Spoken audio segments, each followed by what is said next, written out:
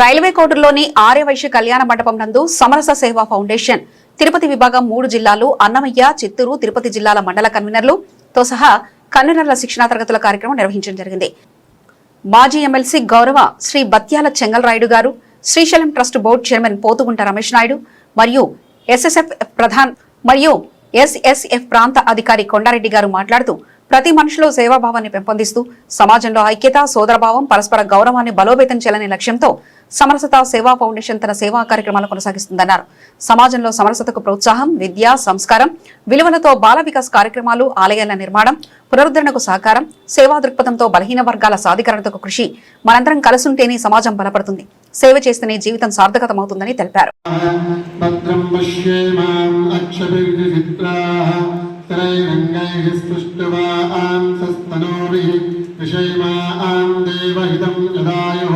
స్వస్తి న ఇంద్రో రుద్రస్రవాః స్వస్తి న పూషా విశ్వవేదాః స్వస్తి నస్తాక్షో అరిష్టనేమిః స్వస్తి నో బృహస్పతిః.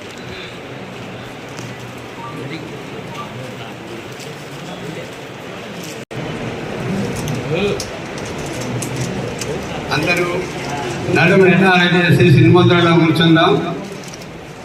నేను బ్రహ్మనాథ్ అంటాను, నాతో కూడా కలిపి 3 సార్లు ఓంకారం చేద్దాం. బ్రహ్మనాథ్.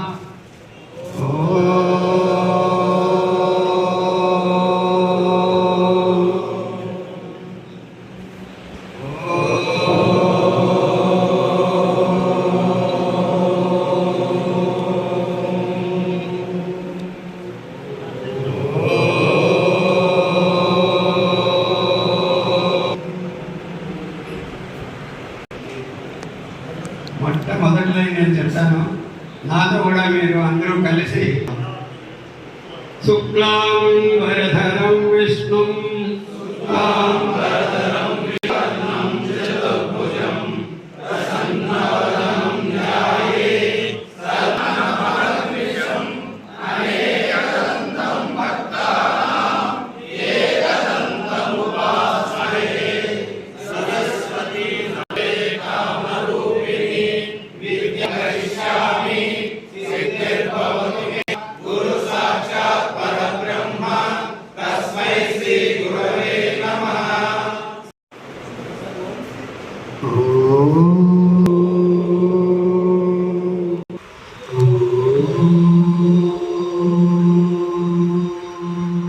ఉన్నటువంటి శ్రీ పి రమేష్ నాయుడు గారు, వీరు శ్రీశైలం మల్లికార్జున స్వామి దేవస్థాన కమిటీ చైర్పర్సన్. గతంలో వీరు వివిధ భారతీయ జనతా పార్టీలో ఉంటూ చాలా కార్యక్రమాలు నిర్వహించారు. అటుపక్క మధ్యలో ఉన్నవారు శ్రీ బత్యాల చెంగల్రాయుడు గారు, వీరు ఎక్స్ ఎమ్మెల్యే. వీరు చాలా సామాజిక కార్యక్రమాలు చేస్తూ ఉంటారు. వీరు రైల్వే కోడూరులో ఉంటారు. చివరిలో ఉన్నటువంటి వారు శ్రీ కొండారెడ్డి గారు, సమరసేవ ఫౌండేషన్ ప్రాంత ప్రముఖ్. గత 27 సంవత్సరాలుగా రాష్ట్రీయ స్వయం సంఘంలో బాధ్యతలు నిర్వహిస్తూ మన ఎస్ఎస్ఎఫ్లో ప్రముఖ పనిచేస్తూ ఉన్నారు. మొదటి ఫోటోలు తీసేవారికి మరొక వ్యక్తి ప్రత్యేకంగా ఉన్నారు. ఎవరు ఫోటోలు తీయకండి, అందరూ మీ మొబైల్ స్విచ్ ఆఫ్లో కానీ సైలెంట్లో కానీ పెట్టుకోండి. సమయం చాలా విలువైంది కనుక చిన్న సూచనలు గమనిస్తారని కోరుకుంటున్నాను. ఈ సభను సంచి 2 మాటలు మాట్లాడాల్సిందిగా కోరుతున్నాను. ఓం నమ శివాయ. శ్రీమాత్రే దేవస్థానం చైర్మన్ కాబట్టి స్వామి అమ్మవారిని తెలుసుకొని మండల కన్వీనర్ల యొక్క సమావేశానికి ముఖ్య అతిథిగా విచ్చేసినటువంటి ప్రజానాయకుడు, ప్రజల మధ్యలో ఎప్పుడూ నిరంతరం ఉంటూ ప్రజా సమస్యల కోసం పోరాడుతున్నటువంటి వ్యక్తి మన ప్రియతమ మాజీ ఎమ్మెల్సీ బత్యాల చెంగల్రాయుడు గారికి, అలాగే మన కొండారెడ్డి గారికి, సమరసత సమాజ నిర్మాణం కోసం తమ వంతు కృషి చేస్తున్న మీ అందరికీ పేరు పేరున ధన్యవాదాలు, శుభాకాంక్షలు. సమాజంలో సమరసత నిజమైన సేవ, నిజమైన సేవ సమకూరుతుంది. గ్రామీణ ప్రాంతాల్లో ఇప్పటికే మీరు వెళ్ళి పని చేస్తున్నారు. కొద్దిమంది కొత్తగా వచ్చిన వారు ఉంటారు. మాన్యులు పత్యాల చెంగలరాయలు గారు, పెద్దలు శ్రీశైలం ట్రస్ట్ బోర్డు చైర్మన్ సోదరులు పోతుకుంట రమేష్ నాయుడు గారు, ఈ సమావేశంలో వేదిక ముందు ఆసీనులైన పెద్దలు, ఆదరణీయ మండల ఖండ కన్వీనర్లారా,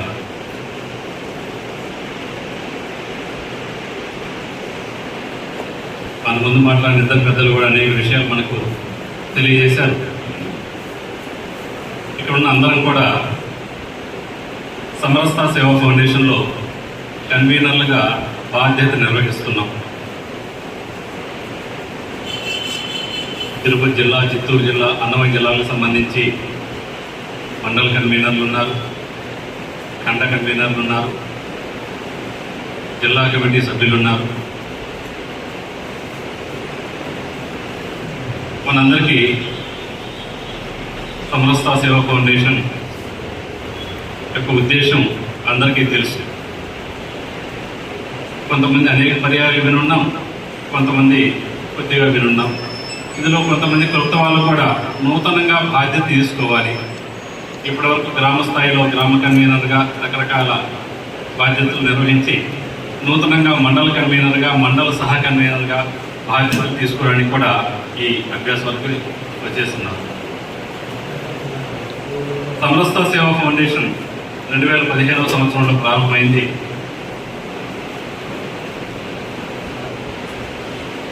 దేశంలో ఉన్న హిందూ సమాజ వ్యతిరేక శక్తులు, ఈ దేశ వ్యతిరేక శక్తులు, ఈ ధర్మ వినాశనకారి శక్తులు, వీటన్నిటి నుంచి హిందూ సమాజాన్ని రక్షించడం కోసం గత 100 సంవత్సరాలుగా రాష్ట్రీయ స్వయంసేవ సంఘం పనిచేస్తూ ఉంది. 100 సంవత్సరాలు ఈ సంవత్సరంతో రేపు అక్టోబర్ నాటికి సంఘానికి పూర్తిగా వస్తున్నాయి. దేశవ్యాప్తంగా మనం ఉత్సవాలు నిర్వహించుకుంటూ ఉన్నాం. సంఘ శతాబ్ది ఉత్సవాలు, ఈ ఉత్సవాలు కూడా అక్టోబర్కి పూర్తయిపోతాయి. సంఘం ప్రారంభించినప్పటి నుంచి హిందూ సమాజ సంరక్షణ కోసం సంఘటిత హిందూ సమాజాన్ని నిర్మాణం చేయాలి, తద్వారా సమాజాన్ని రక్షించడం, ధర్మాన్ని రక్షించడం, దేశాన్ని రక్షించడం, ఈ ఉద్దేశంతో పని జరుగుతుంది. సంఘం ప్రారంభించిన తర్వాత అనేక రకాలుగా వికాసం చెందుతూ వచ్చింది. ఒక 30 సంవత్సరాల క్రితం మన పెద్దలు ఆలోచించారు, భారతదేశం మొత్తం మీద చాలా తీవ్రమైన మత మార్పిడి జరుగుతుంది.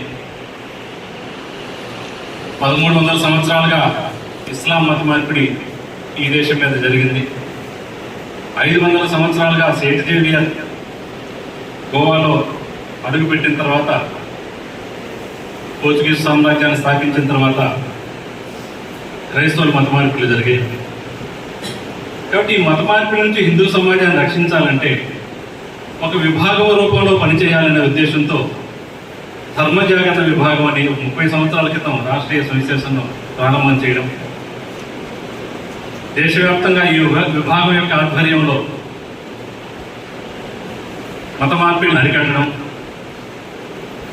పునరాగమనం గర్వాంశీ ద్వారా మతం మారిన హిందూ బంధువులు తిరిగి స్వధర్మంలోకి తీసుకురావడం, ఈ ప్రయత్నాలు జరుగుతూ ఉన్నాయి. 2015కు ముందు ఆంధ్రప్రదేశ్లో పెద్దలు ఆలోచించారు. కొంచెం స్వామీజీలు కొంతమంది, ఆనాటి తిరుమల తిరుపతి దేవస్థానం ట్రస్ట్ బోర్డు సలహా మండలి చైర్మన్గా ఉన్న మాన్యులు పిఆర్కే ప్రసాద్ గారు, రాష్ట్రీయ స్వయంసేవ సంఘం యొక్క అఖిల భారత అధికారులు మాన్య భార్య గారు, వీళ్ళందరూ కలిసి ఆలోచించారు. ఆంధ్రప్రదేశ్లో అత్యధికంగా మత మార్పిళ్ళు ఉన్నాయి. ఈ మత మార్పిళ్ళ నుంచి ఆంధ్రప్రదేశ్లో హిందూ సమాజాన్ని రక్షించాలి, హిందూ ధర్మాన్ని రక్షించాలి, మన దేవాలయాన్ని రక్షించాలి, మన ఆచార వ్యవహారాలను రక్షించాలి, మన సంప్రదాయాన్ని రక్షించాలి. ఇలా ఆలోచించినప్పుడు అనిపించింది, రాష్ట్రీయ స్వయం సంఘం 100 సంవత్సరాలుగా పనిచేస్తున్నప్పటికీ అనేక రకాల పనులు వ్యక్తి నిర్మాణమే ధ్యేయంగా లక్ష్యంగా పనిచేస్తుంది సంఘం. ఆ పనిలో కొంతమేర విజయం సాధించింది. ఒక విభాగాన్ని స్థాపించి ధర్మజాగరణ రూపంలో పనిచేస్తున్నప్పటికీ ఆంధ్రప్రదేశ్లో ఉన్న మత మార్పుల వేగానికి ఈ ధర్మజాగరణ యొక్క విభాగం యొక్క పని సరిపోవట్లేదు. కాబట్టి ఒక పైలట్ ప్రాజెక్ట్ ఒకటి తీసుకోవాలి ఆంధ్రప్రదేశ్లో. ఈ మత మార్పులను అరికట్టడం కోసం ఒక ప్రాజెక్టు తీసుకొని ఆ ప్రాజెక్టు ద్వారా ఒక విశేషమైన ప్రయత్నం చేసి ఈ మత మార్పులను అరికట్టాలి, హిందూ సమాజాన్ని రక్షించాలి అనే ఉద్దేశంతో 2015 డిసెంబర్ 2వ తారీఖున తిరుమల తిరుపతి దేవస్థానం పైన తిరుమలలో 60 మంది పూజ్య స్వామీజీలు, సాధు సంతులు, మహాత్ముల యొక్క ఆశీస్సులతో సమరసత సేవా ఫౌండేషన్ ప్రారంభించబడింది. హిందూ ధర్మ ప్రచారమే ధ్యేయంగా గ్రామ గ్రామాన హిందూ ధర్మ ప్రచారం చేస్తూ హిందూ ధర్మం యొక్క విశిష్టాన్ని తెలియజేయాలి. హిందూ ధర్మం యొక్క విశిష్టం వ్యక్తిగతంగా తెలియజేసే ఒక పద్ధతి నెమ్మదిగా తగ్గిపోయింది హిందూ సమాజంలో.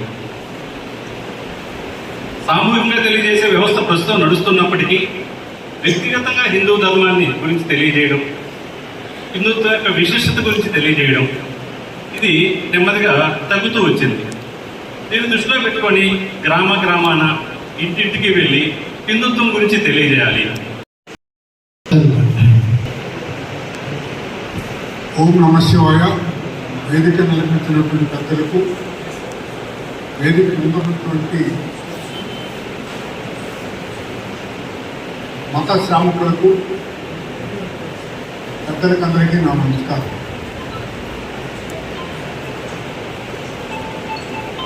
ఓం అనే పదానికి సెవరల్ మీనింగ్స్ ఉన్నాయి, చాలా అర్థాలు ఉన్నాయి. అందులో ఒకటి వెల్కమ్ టు గాడ్. నిద్ర లేస్తేనే ఏ కార్యక్రమాన్ని అయినా సరే మనం స్టార్ట్ చేసేటప్పుడు ఓం అనే పదంతో ప్రారంభిస్తాం. అంటే వెల్కమ్ టు గాడ్. ఎక్కడికి వెల్కమ్ చేస్తున్నాం? నా నాలిక శుభ్రంగా ఉండాలని స్వాగతం పలుకుతున్నాం, నా శరీరం ఆరోగ్యంగా ఉండాలని చెప్పేసి స్వాగతం పలుకుతున్నాం, నా జన బాహుల్యం ఆరోగ్యంగా ఉండాలని కోరుకునేది ఈ ఓం అనే పదం. దీనివల్ల మన శిక్షకులు ఎవరైనా సరే ఏ పదాన్ని చెప్పినా దానికి అర్థం మనవాళ్ళకి అర్థమయ్యేట్టుగా చెప్పాలని చెప్పేసి నేను కోరుకుంటున్నాను. మనం ఈ మధ్య భగవద్గీత గురించి వింటూనే ఉన్నాం. శ్లోకం ఉంటుంది, దానికి అర్థం ఉంటుంది. శ్లోకం ఉంటుంది, అర్థం ఉంటుంది. మనం కొన్ని ఇక్కడికి వచ్చిన తర్వాత కొన్ని పాట రూపంలో, పద్య రూపంలో నేను విన్నాం. మంచి అర్థాలు ఉన్నాయి.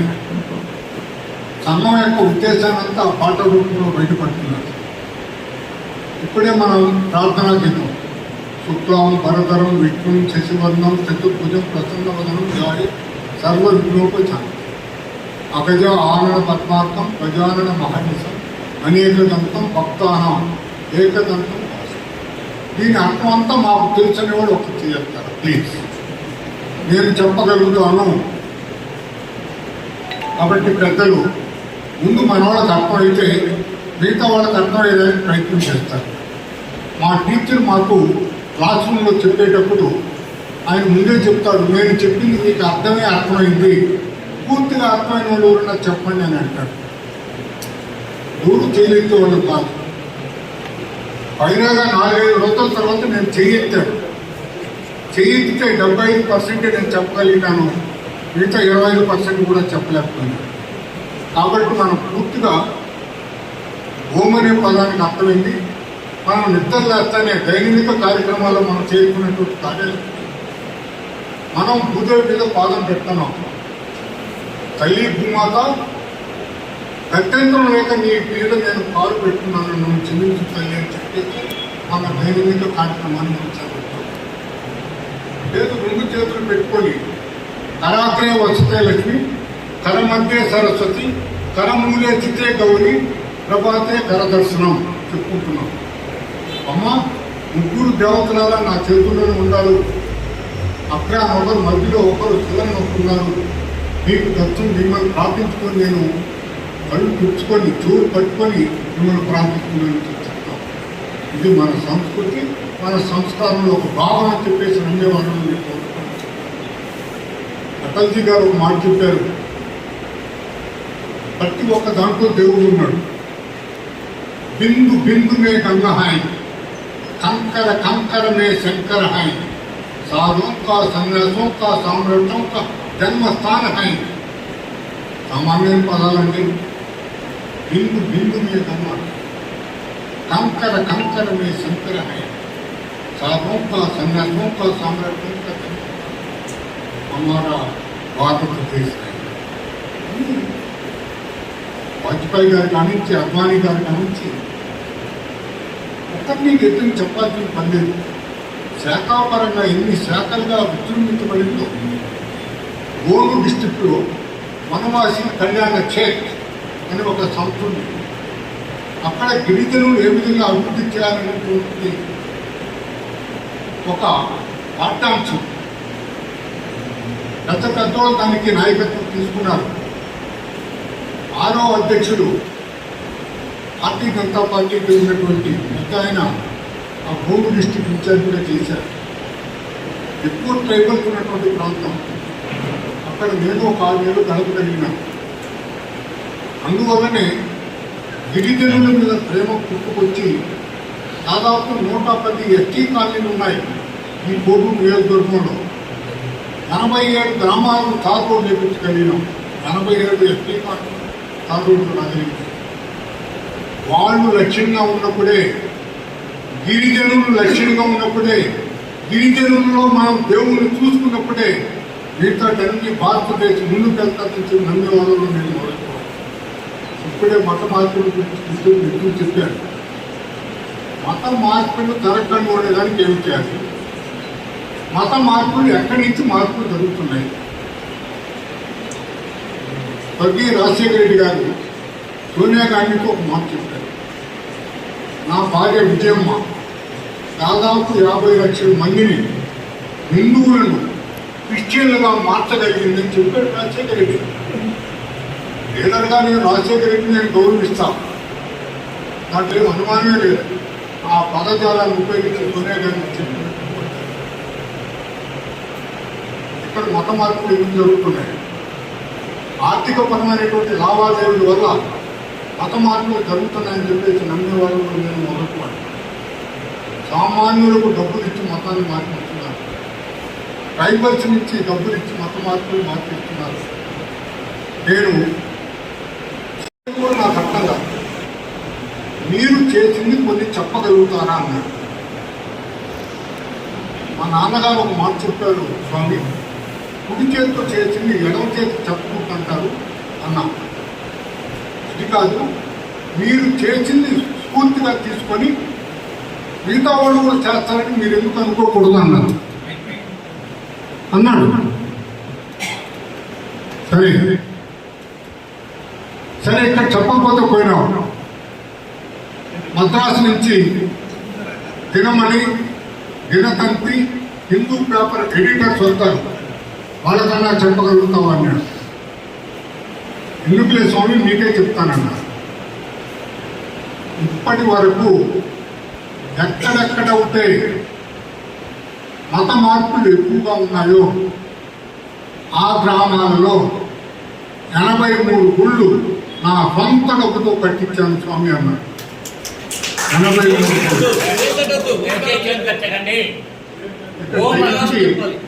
తప్పటే అవసరం లేదు. మనం అక్కడ కూడా చెప్పాలి. కానీ చిన్న ఎగ్జాంపుల్, తిరుగుడుపల్లి అని ఒక ఊరుంది వైకోట పంచాయతీలో. ఈ గుడి కట్టిన తర్వాత వాళ్ళందరినీ పిలిచి మాట్లాడినారు. అయ్యా మళ్ళీ మేమందరం రాముల వారిని పూజిస్తామయ్యా అని అన్నారు. చాలా సంతోషమని గ్రామస్తులకి ఆ బాధ్యత అప్పచెప్పారు.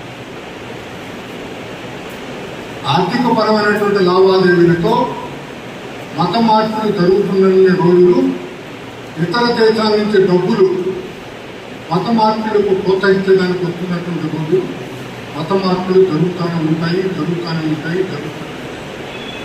దాంట్లో ఏం అనుమానం లేదు. మనం చేయాల్సింది, మీకు తల్లిదండ్రులు ఉన్నారు, పెళ్ళైన వాళ్ళు పెళ్ళాంబిడ్డలు ఉన్నారు, వాళ్ళ కోసం మీరు పనిచేయాల్సిందే. కానీ 1 గంట నిస్వార్థంగా మన కోసం మనం పనిచేసుకోవాల్సిందే. 23 గంటలు మీ సొంతానికి, 1 గంట మనకి. ఈ దేశంలో 10,000 మంది పెళ్లిళ్ళు చేసుకోకుండా మతం కోసం ప్రాణాలు ఇచ్చినటువంటి పెద్దలు చాలా మంది ఉన్నారు. అటల్ బిహారీ కానీ, సుందర్సింగ్ భండారీ కానీ, వాళ్ళ పేర్లన్నీ చెప్పగలుగుతారు. అయినా దాంతోనే తృప్తిపడ్డారు. దానికి పదవులు ఆశించలేదు. వాళ్ళు పెళ్లిళ్ళు చేసుకోకుండా దేశం కోసమే పనిచేశారే, దానితోనే ఆనందపడిపోయినారు. అందుకని 4 మాటల సందర్భంగా మీకు చెప్పదలుచుకుంది ఒకటే, ఎవరి మనసులో నొప్పించాల్సిన పని లేదు. ఒక అతను, నేను తిరుపతిలో మిట్టగిరిలో నేను శాఖ వెళ్తా ఉన్నాను. ఒక ముస్లిం అబ్బాయి వచ్చి రోజు అక్కడ కూర్చుంటూ ఉన్నాడు. అదే మా శాఖ కార్యాలయాన్ని పిలిచారు. నమస్తే సదావత్తులతో స్టార్ట్ చేసేవాడు. అన్ని కార్యక్రమాలు ఏమిటో తెలిసిపోయేవాడు. అతనికి ఎవరో బుర్రలోకి ఎక్కించారు. మతం గురించి చెప్తారంట, రోజు పోయి నా దగ్గరికి వచ్చాడు. వర్షం మామ అంటూ ఉంటాం, క్లాస్మేట్స్ కాబట్టి. మామ ఈ నిద్ర ఎక్కడ దొరుకుతుందని అడిగాను. రాబోయే కైగట్టి చూపించాను. మరుసోజు నిద్ర వేసుకొని శాఖ వచ్చేసాడు. వచ్చిన కాడికి వచ్చేసాడు. అలాంటి పని నేను చేయమని నేను చెప్పను. మన కార్యక్రమాల్లో అలాంటివి ఉంటే తప్పనిసరిగా ఇది మనం అనుకున్నటువంటి, మనం కళలకు అనుకున్నటువంటి ఏదైతే పోగొట్టుకున్నామో దాన్ని పునర్నిర్మాణం చేసుకునేదానికి ఉపయోగపడతాడని మట్టికి నేను చెప్తాను. అంతకన్నా ఎక్కువ చెప్పేది ఏమి లేదు. నేను తిరుపతిలో చదువుకున్నాను. ఇంటర్వ్యూ డిగ్రీలో మా యువ గారు రాజగోపాలరాజు గారు ఉన్నారు. సార్, ఇక్కడ విద్యార్థుల్లో నక్సలిజం పెరిగిపోతున్నది, రాడికలిజం పెరిగిపోతున్నది. వాళ్ళని అది తగ్గించాలంటే పిల్లలకు డైరెక్ట్ దర్శనం ఇప్పించాలి, వాళ్ళకు ప్రసాదాలు పెట్టించాలి. శనివారం ఆదివారాల్లో విద్యార్థులు వెళ్ళాలంటే ఐడి కార్డు తయారు చేయించండి. నేను అప్పుడు టీటీడీ కాలేజెస్ అంతా 22 కాలేజీలు ఉన్నాయి. ఒక కాలేజీకి చైర్మన్, 22 కాలేజీలకు ప్రెసిడెంట్, టీటీడీ కాలేజీ ప్రెసిడెంట్. అన్ని కాలేజీలతో మాట్లాడి ఐడి కార్డు ఇప్పించి దర్శనాన్ని కల్పించాం. మేము 9 గంటల వరకు రాస్తాం గోడల మీద రాత్రిలో. మళ్ళీ వచ్చి హాస్టల్ తిని పడుకుంటాం. 12 గంటల నుంచి స్టార్ట్ చేస్తారు వాళ్ళు. తుపాకీ కొట్టడం ద్వారానే ప్రజాస్వామ్యం ఎన్ని ఓటు రాసుకుంటూ పోతూ ఉంటారు. అయినా ఎప్పుడైతే తిరుమల తిరుపతి దేవస్థానం ద్వారా విద్యార్థులకు అందరికీ ఈరోజు president of India, prime minister వెళ్తున్నారు కదా, ఆ దారిలో విద్యార్థులకు అందరికీ దర్శనాలు కల్పించిన తర్వాత కొంచెం రాడికలిజం నెమ్మది పెరిగింది. రాడికలిజం తిరిగి మన మీద, మన తత్వం మీద ముందుకు పెరిగింది. ఎక్కడైనా ఒక వ్యక్తి తాను చేయదలుచుకుంది 10 మందితో డిస్కస్ చేస్తే, అందుకని భారతీయ జనతా పార్టీ ఏర్పడేటప్పుడు ఒక నిబంధన పెట్టారు, సంఘటన, సంరక్షణ, సంఘర్షణ. సంఘటన మనం నలుగురు కలిసి కూర్చున్నాం, మాట్లాడుకుందాం, చర్చించుకుందాం, నిర్ణయించుకుందాం, అవసరమైతే పోరాడదాం. మీరు కూడా గ్రామాలకు వెళ్తున్నారు కాబట్టి, మండల స్థాయి నుంచి పోవాలి కాబట్టి, ఏదైనా ఒక సమస్య వస్తే ఈ 47 మంది మండల ప్రెసిడెంట్ కూర్చొని చర్చిద్దాం. దాంట్లో లాభాలు నష్టాలు తీసుకున్నాం. ఎక్కువ శాతం రాజ్యాంగానికి సవరణ జరుగుతున్నాయి కదా ఇప్పుడు. అలాంటి సవరణలు ఇచ్చేదానికే రాజ్యాంగాన్ని తయారు చేసినప్పుడే కొన్ని పెట్టారు. అవసరమైతే రాజ్యాంగాన్ని సవరణ చేసుకోవచ్చని చెప్పి కూడా. మొన్న కోవిడ్ టైంలో ఒక 6 నెలలు ఇంట్లో కూర్చోవలసి వచ్చింది. కాన్స్టిట్యూంట్ అసెంబ్లీని, దాంట్లో పెద్దలందరినీ పూర్తిగా స్టడీ చేసే అవకాశం ఆ కోవిడ్ ఇచ్చింది నాకు.